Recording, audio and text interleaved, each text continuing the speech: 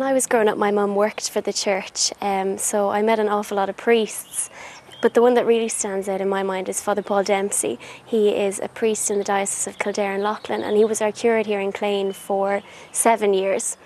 I think the reason that he comes to mind when I think about a priest that's influenced me is because he's probably the first really young priest that I ever met.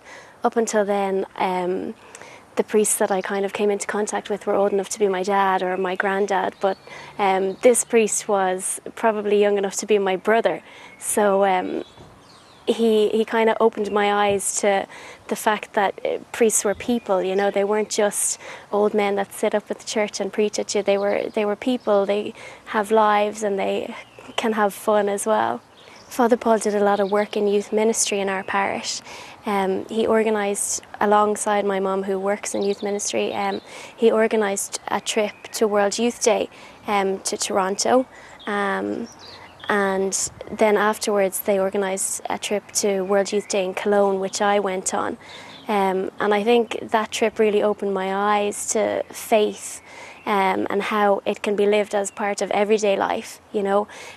Whereas before I went to Cologne, maybe I kind of was a little bit embarrassed about my faith. It wouldn't be something that I would have spoken about with my friends. I was kind of a little bit embarrassed that I went to Mass. People thought maybe going to Mass was a little bit weird, kind of uncool. But when we went to World Youth Day in Toronto, there was people everywhere who weren't ashamed to talk about their faith. Religion was part of everyday life. It was cool, it was fun.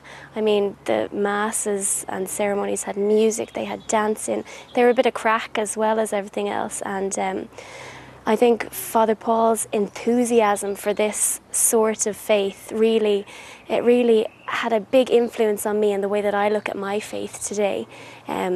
I understand now that faith can be fun, Mass can even be fun. It doesn't just have to be about sitting in a church.